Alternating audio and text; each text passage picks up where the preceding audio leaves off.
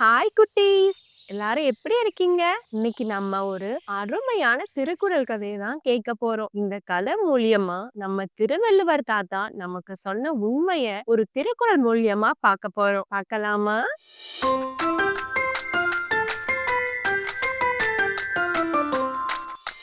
இன்னைக்கு நம்ம பார்க்க போற திருக்குறள் என்னன்னா, "உளம் உடைமை, உடைமை பொருளுடைமை நில்லாது நீங்கிவிடும்." அப்படின்னா என்னன்னு தெரியுமா? மனசுல தளராத ஊக்கம் இருக்கணும். அதுதான் நிலைச்சு நிக்கிற செல்வம். மத்த செல்வம் எல்லாம் ஒரு காலத்துல வரும் போகும். ஆனா ஊக்கம் மட்டும்தான் நம்மள முன்னோக்கி கொண்டு போகும்.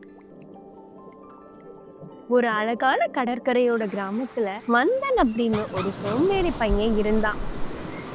அவனுக்கு எந்த வேலை செஞ்சாலும் கொஞ்ச நேரத்திலேயே அழுத்து போயிடும். சும்மா இருந்தே நிறைய பணம் கிடைச்சா நல்லா இருக்குமே அப்படின்னு நினைச்சிட்டே இருப்பான். ஒரு நாள் கடற்கரையோரம் விளையாடும் போது ஒரு மினுமினுக்கிற தங்க பெட்டி அவன் கண்ணுல பட்டுச்சு.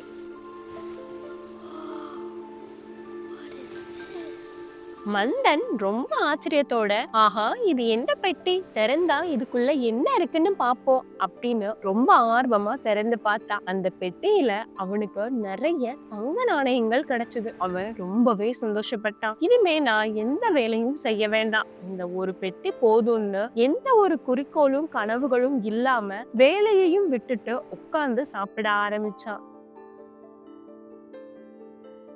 மந்தன் எந்த ஒரு குறிக்கோளும் இல்லாம ஊக்கமும் இல்லாம செலவு செஞ்சதுனால கொஞ்ச நாள்லயே அந்த தங்க நாணயங்கள் எல்லாமே குறைஞ்சு போச்சு. அவனுக்கு என்ன பண்றதுன்னே தெரியல.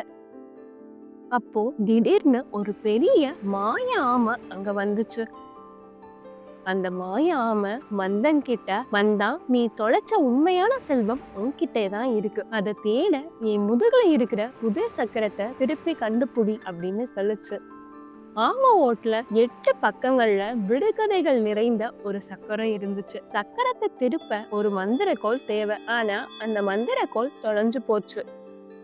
மந்திரக்கோளை தேடி மந்தன் காட்டுக்கு போனான். முதல் 2 நாட்கள் தேடினான். அவனுக்கு எதுவும் கிடைக்கல. உடனே அவனுக்கு சோர்வு வந்துருச்சு. மந்தன் சோர்வா பெருமூச்சு விட்டுக்கிட்டே, "ஐயோ ரொம்ப கஷ்டமா இருக்கு, என்னால முடியாது போல" அப்படின்னு சொல்லிக்கிட்டு இருந்தான். அப்போ அந்த மாய ஆமையோட குரல் அவன் மனசுக்குள்ள கேட்டுச்சு. மாய ஆமை சொல்லுச்சு, "நில்லாது நீங்கிவிடும் மந்தா, பணம் நிலைக்காது, ஆனால் உன் ஊக்கம் நிலைக்கும், தளராமல் தேடு" அப்படின்னு சொல்லுச்சு. அந்த குரலை கேட்டதும் மந்தனுக்கு ஒரு புது உத்வேகமே வந்துருச்சு. மனசுல பயங்கர தைரியம் வந்துருச்சு.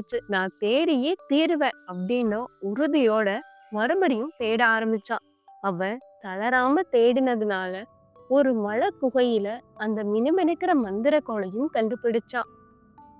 மன்னன் மந்திரக்கோளோட அந்த ஆமை கிட்ட திரும்பி வந்து புதிர் சக்கரத்தை திருப்பினான். புதிர் சக்கரம் சுத்தி நின்னு நடுவுல ஒரு வார்த்தை வந்துச்சு. அது என்னன்னா, உள்ளமுடைமை. மாய ஆமை மந்தன் கிட்ட சொல்லுச்சு, "நீ இழந்த தங்கம் நிலைக்காது, ஆனா உன்னோட தளராத முயற்சி அப்படின்ற ஊக்கம் தான் உண்மையான செல்வம். ஊக்கம் இருந்தா நீ இழந்த தங்கத்தையும் அதை விட 10 மடங்கு செல்வத்தையும் உன்னோட கடின உழைப்பால நீ திரும்ப பெறலாம்" அப்படின்னு சொல்லுச்சு. அப்போதான் மந்தன் அவனோட தப்ப உணர்ந்தான். ஊக்கத்தோட உழைக்க ஆரம்பிச்சான். ரொம்ப சீக்கிரமே அவன் ஒரு பெரிய பலசாலி புத்திசாலியான விவசாயியா மாறிட்டான்.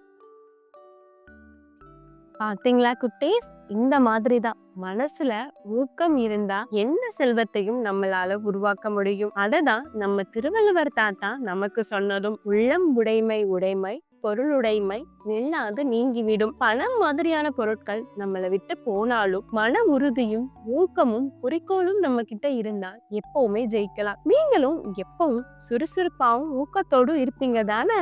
அடுத்த கதையில பார்க்கலாம். பாய்.